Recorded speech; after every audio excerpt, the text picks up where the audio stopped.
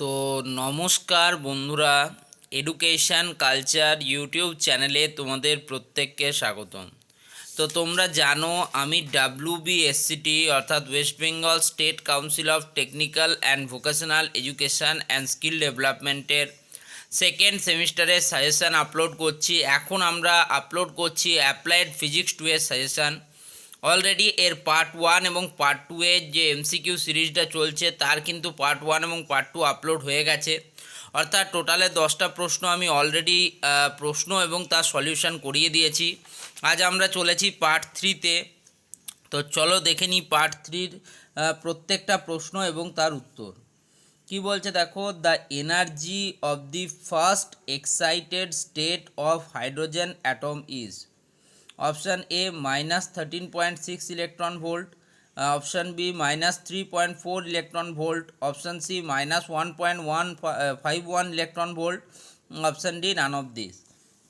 তো দেখো, according to the Bohr's model অনুযায়ী আমরা দেখি, যদি according to the Bohr's model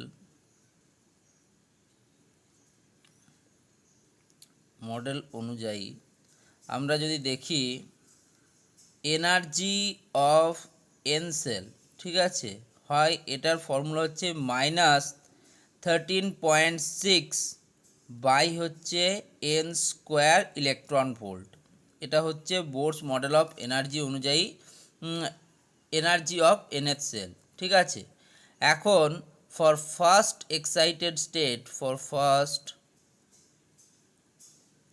excited স্টেটের ক্ষেত্রে আমরা বলবো ফর ফার্স্ট এক্সাইটেড স্টেটস এনের ভ্যালু হয় কিন্তু 2, ঠিক আছে।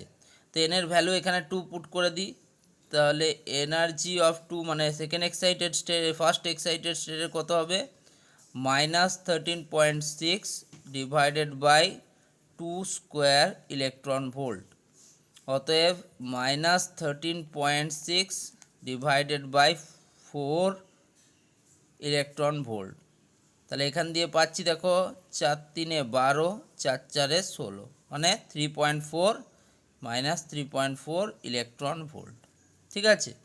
তাহলে এর আনসার হচ্ছে অপশান বি -3.4 ইলেকট্রন ভোল্ট। খুবই সোজা একটা প্রশ্ন, খালি এই ফর্মুলাটা জানলে এই অঙ্কটা করা সহজ। 2 নম্বর খুব সহজে পাওয়া যাবে। নেক্সট 12 নম্বর প্রশ্ন দেখো কি বলছে, in transistor the base is doped. ট্রানজিস্টারে বেস কিভাবে ডোপ করা থাকে? অপশান এ হচ্ছে হেভিলি, অপশান বি হচ্ছে মডারেটলি, অপশান সি হচ্ছে স্লাইটলি, অপশান ডি হচ্ছে র্যান্ডামলি। তো দেখো, ট্রানজিস্টারের যে বেসটা থাকে সেটা হচ্ছে স্লাইটলি ডোপ থাকে, ঠিক আছে। কেন থাকে তার এক্সপ্লেনেশন এবারে দিয়ে দিই। প্রথমে এখানে অপশান সি লিখে স্লাইটলি এই কথাটা লিখে দেবে। এবারে আসি এক্সপ্লেনেশনের ক্ষেত্রে, ঠিক আছে। দেখো, যদি আমরা বলি একটা ট্রানজিস্টারের মধ্যে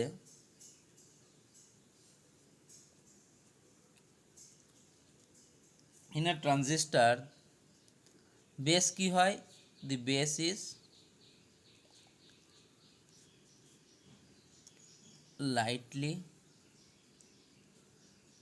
বা স্লাইটলি ডোপড হয় অ্যান্ড ভেরি থিন, এবং খুবই পাতলা হয়।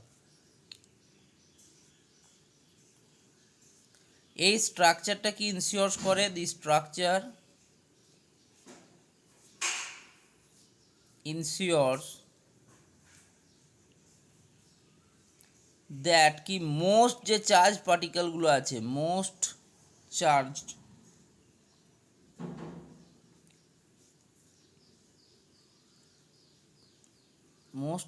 ক্যারিয়ার্সগুলো যেগুলো আছে সেগুলো যাতে ইনজেক্ট করা যায়, ইনজেক্টেড ফ্রম এমিটার থেকে, ফ্রম দি এমিটার, যেখানে থেকে হবে সেখানে দা বসতে হবে, emitter can pass through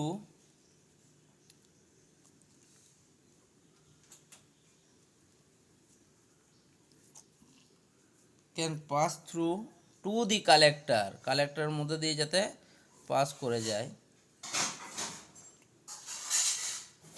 minimum বা মিনিমাল রিকম্বিনেশনের মাধ্যমে,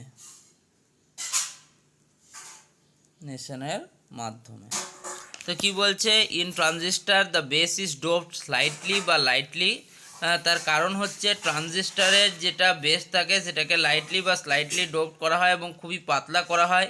এই স্ট্রাকচারটা ইনশিওরস করে যে most of the charge carrier যেগুলো রয়েছে সেগুলো এমিটার থেকে যেন কালেক্টরে পাস থ্রু করতে পারে একদম খুব কম পরিমাণ রিকম্বিনেশন দ্বারা। এগুলো সম্বন্ধে যদি বিস্তারিত জানতে চাও তাহলে কিন্তু ভালো ভিউ আসতে হবে চ্যানেলগুলোতে, তবে কিন্তু আমি এগুলোর ক্লাসও দেবো তোমাদের। নেক্সট প্রশ্ন দেখো, চলে যায় 3 নম্বর প্রশ্নতে, এবং এই সিরিজের 13 নম্বর প্রশ্ন, the SI unit of magnetic flux density. এটা একদম মুখস্থ প্রশ্ন। ম্যাগনেটিক ফ্লাক্স ডেন্সিটির এসআই ইউনিট হচ্ছে টেসলা। কারেক্ট আনসার হচ্ছে অপশান এ, টেসলা। তবে আমি এখানে তোমাদের আরও একটু গুরুত্বপূর্ণ ইনফরমেশান দিয়ে দিই যে এই যে ম্যাগনেটিক ফ্লাক্স ডেন্সিটির যদি ইউনিট টেসলা না দেওয়া থাকে তাহলে সেক্ষেত্রে তোমরা কি লিখবে? দেখো, টেসলাকে আরও একভাবে লেখা যায়, টেসলা ইকুয়ালস টু, এটাকে আমরা করি ওয়েবার পার মিটার স্কোয়ার, বা এটাকে বলা হয় weber into meter to the power -2। দেখো, ম্যাগনেটিক ফ্লাক্স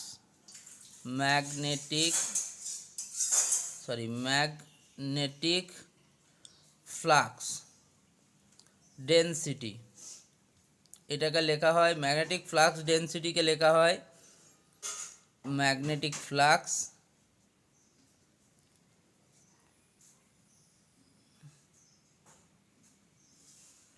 বানান ভুল হচ্ছে, যাই হোক, magnetic flux per unit of area. তা ম্যাগনেটিক ফ্লাক্স হচ্ছে ফাই, আর এরিয়া হচ্ছে এ। ম্যাগনেটিক ফ্লাক্সের ইউনিট হচ্ছে ওয়েবার, এরিয়ার ইউনিট হচ্ছে মিটার স্কোয়ার। তো এই ওয়েবার পার মিটার স্কোয়ারকেই আমরা বলে থাকি টেসলা। আর ম্যাগনেটিক ফ্লাক্স ডেন্সিটিকে ডিনোট করা হয় বি দিয়ে। ঠিক আছে, নেক্সট দেখো, which of the following does not exist. এখানে 4টে অপশান দেওয়া আছে, তার মধ্যে কোনটা এক্সিস্ট করে না? অপশান এ হচ্ছে স্ট্যাটিক চার্জ, প্রত্যেকে জানো স্ট্যাটিক চার্জ কিন্তু এক্সিস্ট করে। অপশান বি রয়েছে মুভিং চার্জও কিন্তু এক্সিস্ট করে। অপশান সি ম্যাগনেটিক ডাইপোল তো আমরা দেখেইছি। অপশান ডি হচ্ছে ম্যাগনেটিক ম্যাগনেটিক মোনোপোলস কিন্তু এক্সিস্ট করে না। ঠিক আছে, যদি আমরা মডার্ন সায়েন্সের কথা বলি, ম্যাগনেটিক মোনোপোলস, ঠিক আছে, in modern science magnetic monopoles does not exist. এইটুকু লিখলেই হবে, পোলস ডাজ নট এক্সিস্ট, বাস এইটুকু লিখে দেবে, 2 এ 2 পেয়ে যাবে, কেউ কাটবে না। নেক্সট দেখো, এই পার্টের থার্ড পার্টের কিন্তু লাস্ট প্রশ্ন কি বলছে দেখো, the Lenz's law in electromagnetic induction is another form of the law of. Lenz's law of electromagnetic induction যেটা রয়েছে সেটা কোন ফর্ম বা কোন কনজারভেশন থেকে এসছে? তো দেখো, লেঞ্জেস ল মূলত কিন্তু অপশান এ রয়েছে, দেখো, conservation of energy, option B conservation of charge, option C conservation of mass, and option D none of this. তো কনজারভেশন অফ এনার্জিরই আরেকটা রূপ হচ্ছে Lenz's law of electromagnetic induction. তাহলে কারেক্ট অ্যান্সার কি হচ্ছে? তো এর কারেক্ট অ্যান্সার হচ্ছে option A, conservation of energy.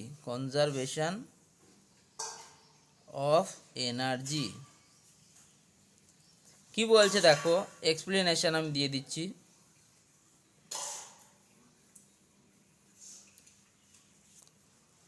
Conservation of energy বলছে এনার্জি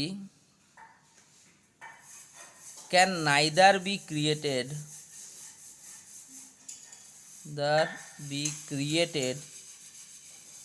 or destroyed.